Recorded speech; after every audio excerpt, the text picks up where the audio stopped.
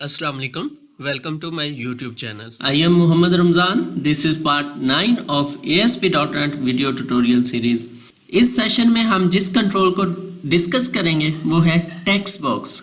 हम देखेंगे कि एक टेक्स्ट बॉक्स की कौन कौन सी इम्पोर्टेंट जो है प्रॉपर्टीज़ होती हैं और इसके इन्वर्ट्स कौन कौन से होते हैं और कुछ हम इसके मेथड्स भी देखेंगे।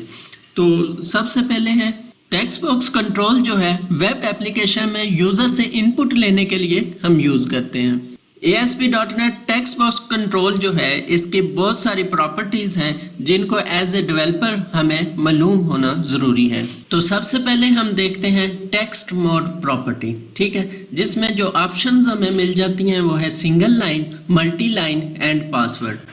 जब हम सिंगल लाइन इसकी प्रॉपर्टी सेट कर देंगे तो यूज़र जो है वो सिंगल लाइन में अपनी इनपुट इंटर कर सकेगा। अगर हम इसको मल्टी लाइन कर देंगे तो हमारे सामने जो टेक्स्ट बॉक्स है वो मल्टी लाइन और थोड़ा सा बड़ा शो होगा, ठीक है। तो इसमें मल्टी लाइन इनपुट इंटर की जा सकती है। और जब text mode property password set करेंगे तो इसकी जो इनपुट होगी वो मास्क हो जाएगी। तो चले इसे प्रैक्टिकली भी करके देख लेते हैं। तो मैं विजुअल स्टूडियो में जाता हूं तो इधर मेरे पास एक टेक्स्ट बॉक्स है कंट्रोल और एक बटन कंट्रोल है। अब मैं टेक्स्ट बॉक्स पे क्लिक करके इसकी प्रॉपर्टीज़ में जाता हूं तो इसकी जितनी भी अवेलेबल प्रॉपर्टीज़ हैं ये मुझे इधर शो होनी शुरू हो गई हैं। अब अगर इसकी इधर मुझे प्रॉपर्टी मिल जाती है टेक्स्ट मोड, अभी तक ये सिंगल लाइन है। अब मैं इस प्रोजेक्ट को रन करता हूँ और देखते हैं कि इसकी लुक कैसी हमारे सामने आती है। तो अगर हम टेक्स्ट बॉक्स की जो प्रॉपर्टी सिंगल लाइन सेट कर देंगे तो कुछ इस तरह की हमारे पास यानी कि टेक्स्ट बॉक्स आ जाएगा और जो यूज़र है वो सिंगल लाइन में इसमें टेक्स्ट इंटर कर सकेगा। अब मैं दोबारा जाता हूँ विजुअल स्टूडियो में और जो इसकी प्रॉपर्टी है इसे कर देता हूँ मल्टी लाइन, ठीक है। अब मल्टी लाइन करने से ये हमारे सामने मल्टी लाइन टेक्स्ट बॉक्स बन गया। इसका साइज जो है ये कम या ज़्यादा किया जा सकता है। अभी करंटली मैंने इधर कहा हुआ है कि ये 10 रोज ऑक्यूपाई करे, ठीक है। अब अगर मैं इसे 5 रोज कर देता हूँ कि ये उससे थोड़ा सा छोटा हो गया। अब इसमें 5 रोज इंटर कर सकेंगे हम। और जब 5 रोज से ज़्यादा हो जाएगा टेक्स्ट यानी कि 6 या 7 लाइंस, तब हम देखते हैं क्या होगा।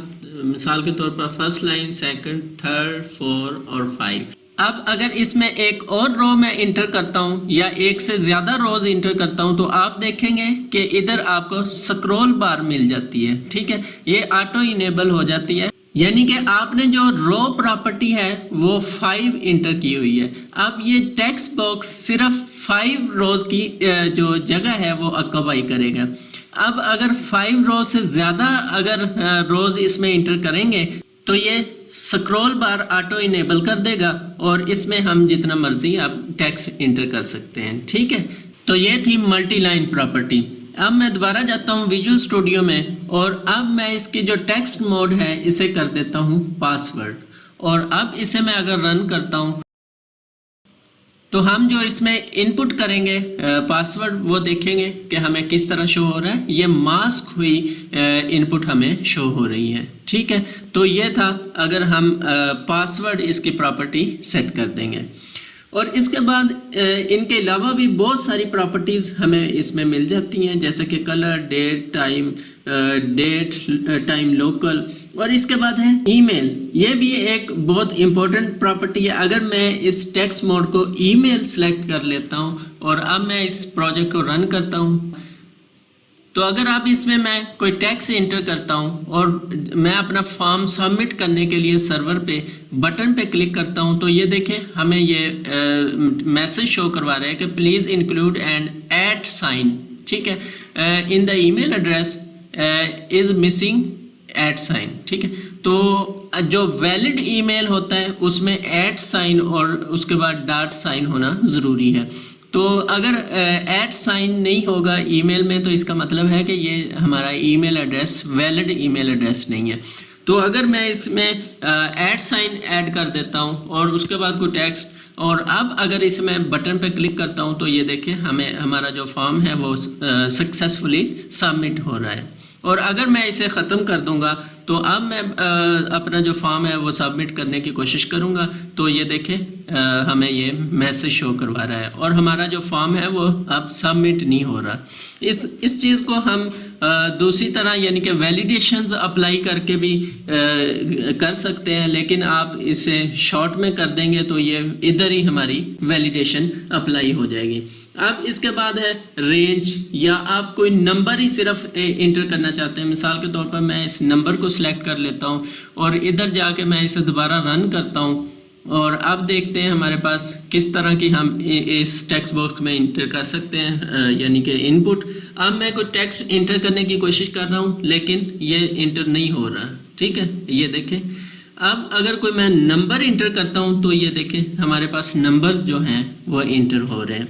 अगर हम नंबर इसमें सिलेक्ट कर लेंगे टेक्स्ट मोड प्रॉपर्टी तो फिर सिर्फ हमारे पास नंबर ही इंटर होंगे।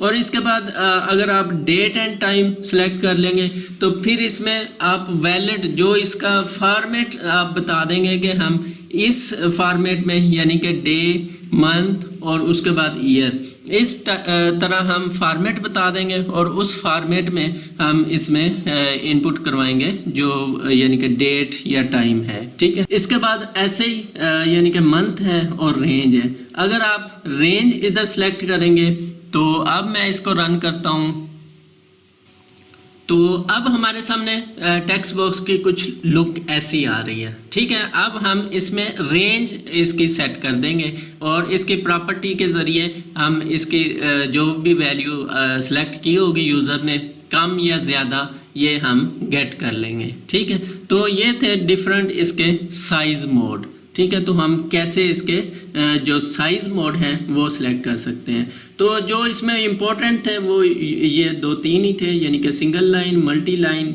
और पासवर्ड और इसके बाद ईमेल।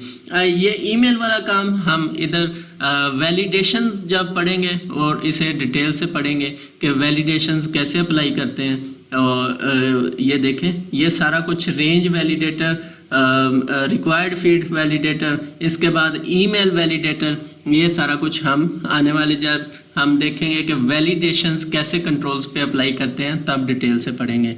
लेकिन अब तक जो इसमें इम्पोर्टेंट चीज़ थी वो ये थी कि हम एक टेक्स्ट बॉक्स को सिंगल लाइन बनाएंगे तो वो क्या उसका बिहेवियर होगा, मल्टी लाइन करेंगे या पासवर्ड करेंगे तो फिर उसका बिहेवियर कैसा होगा। इसके बाद है हमारे पास text property. Use this property to set और get the text from the text box.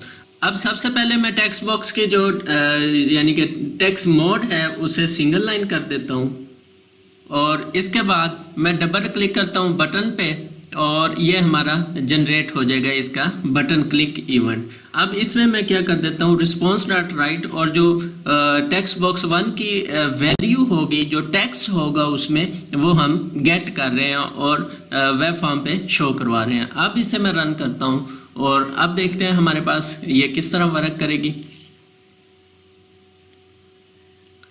तो अब मेरे पास ये पेज लोड हो गया। अब इसमें मैं कोई भी टेक्स्ट इंटर करता हूँ और जब मैं इस पे बटन पे क्लिक करता हूँ तो ये देखें हमें एज ए रिस्पॉन्स वो वेब पेज पे शो करवा रहा है, क्योंकि हमने ये इधर कहा हुआ है कि रिस्पॉन्स डॉट राइट, यानी कि वो राइट कर दे, सिंपल जो इसमें हम टेक्स्ट इंटर कर देंगे।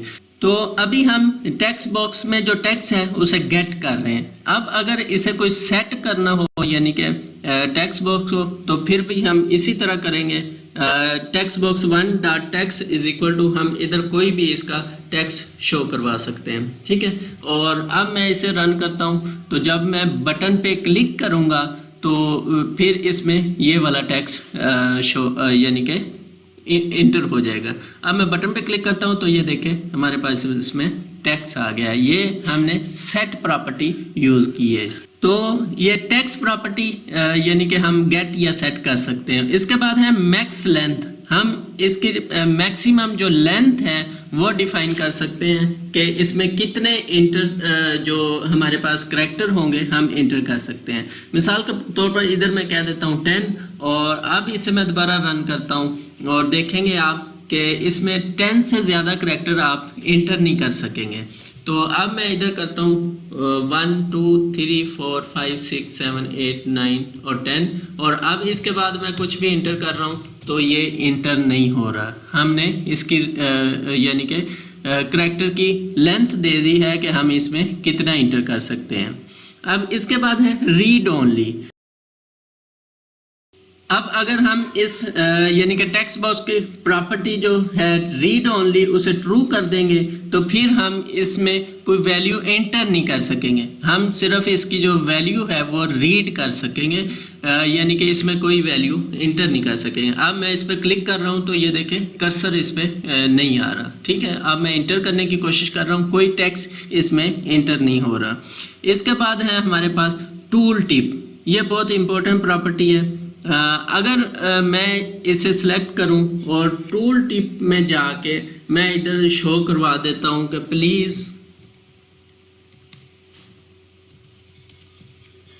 इंटर योर नेम, ठीक है। अब मैं इसे प्रोजेक्ट को रन करता हूं और अब देखते हैं कि इसका बिहेवियर कैसा होगा। तो ये अब अगर इस पे मैं माउस लेके जाऊंगा कर्सर यानी कि, तो ये देखें हमें ये शो करवा रहा है टूल टिप में कि प्लीज इंटर योर नेम, ठीक है। तो ये इसका फंक्शन है, ये मोस्टली हम यूज़ करते हैं इसमें कि उसे टूल टिप शो करवाना हो। The tool tip is displayed when the mouse is over the control, ठीक है। इसके बाद है column, use this property to specify the width of the text box, ठीक है। टेक्स्ट बॉक्स को सिलेक्ट करता हूँ और इधर मुझे इसकी प्रॉपर्टी मिल जाती है कॉलम्स। ये हम डिफाइन कर सकते हैं कि हमारा टेक्स्ट बॉक्स यानी कि कितने इसमें कॉलम होंगे और कितने रोज होंगी, ठीक है। तो अब रोज वाला जो काम था यानी कि हमने इधर कहा था कि ये 5 हमें शो हों, ठीक है। तो इसका यानी कि ये इसका साइज इंक्रीज या डिक्रीज हो रहा था, तो ये इसके लिए अलग इसकी प्रॉपर्टी भी है हाइट और विड्थ, और यही काम इधर है यानी कि कॉलम्स का और रोज का। अब अगर हम रोज के हिसाब से इसकी हाइट करना चाहते हैं डिफाइन, तो फिर हम इधर रोज प्रॉपर्टी यूज करेंगे। और अगर हम यानी कि पिक्सल में यूज करना चाहते हैं कि पिक्सल में देना चाहते हैं कि इतना हमारा हाइट होगी हमारे टेक्स्ट बॉक्स की, तो फिर हम ये प्रॉपर्टीज यूज करेंगे, ठीक है, हाइट और विड्थ। तो अगर अब मैं विड्थ प्रॉपर्टी को कह देता हूँ 200 पिक्सल्स और अब मैं इंटर करता हूँ, तो ये देखें हमारा जो टेक्स्ट बॉक्स है वो 200 पिक्सल्स इसकी विड्थ हो गई है, ये पहले से बड़ा हो गया है। तो इस तरह से हम हाइट और विड्थ प्रॉपर्टी इसकी यूज़ कर सकते हैं। तो इसके बाद है हमारे पास ऑटो पोस्ट बैक। तो प्रीवियस सेशंस में हमने देखा था कि टेक्स्ट बॉक्स की एक प्रॉपर्टी होती है ऑटो पोस्ट बैक। तो अब अगर मैं जाऊं इधर और इस पर डबल क्लिक करूं तो इसका जो टेक्स्ट चेंज इवेंट हैंडलर इसका जनरेट हो गया। अब जब भी इसका टेक्स्ट चेंज होगा तो ये इवेंट फायर हो जाएगा। अब इसमें मैं कह देता हूँ रिस्पॉन्स डॉट राइट और इसमें मैं कह देता हूँ टेक्स्ट चेंज,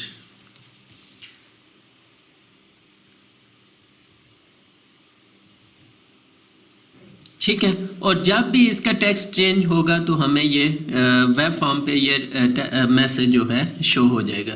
तो अब मैं इसे रन करता हूँ और जब मैं इसका टेक्स्ट चेंज करूँगा तो फर्स्ट टाइम इसका जो टेक्स्ट है वो चेंज नहीं होगा। तो अभी हमने इसको यानी कि रीड ओनली किया हुआ था, तो मैं इसे जाके दोबारा नॉर्मल करता हूँ।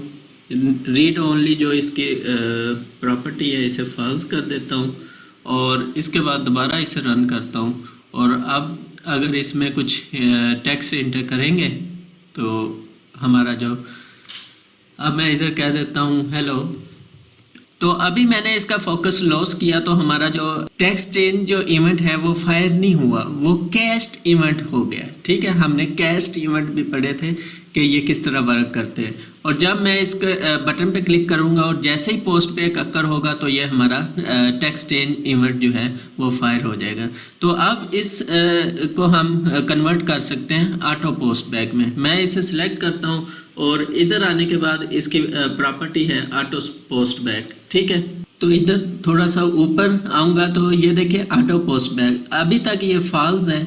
और अगर इसे मैं ट्रू कर देता हूँ और इसे रन करता हूँ तो जैसे ही इस यानी कि टेक्स्ट बॉक्स का फोकस लॉस होगा तो फौरी ये इवेंट फायर हो जाएगा। तो अब मैं इसे कह देता हूँ हेलो, और जैसे ही मैं इससे फोकस लॉस करता हूँ तो ये देखें हमारा जो टेक्स्ट है, टेक्स्ट चेंज इवेंट जो है वो फायर हो गया है। तो इस तरह हम इसकी जो प्रॉपर्टी है ऑटो पोस्ट बैक वो सेट कर सकते हैं ट्रू या फॉल्स। तो ये था इसकी ऑटो पोस्ट बैक प्रॉपर्टी। इसके बाद हमने देखा कि इसका इवेंट्स जो है उनमें एक इवेंट है टेक्स्ट चेंज, जिसकी अभी हमने एग्जांपल देखी, ठीक है। इसके बाद एक इसका बहुत इंटरेस्टिंग यानी कि मेथड है फोकस। मिसाल के तौर पर हमारे पास काफ़ी सारे टेक्स्ट बॉक्सेस हैं, मैं लेट्स से इधर कह देता हूँ, यही कॉपी कर लेता हूँ, ठीक है।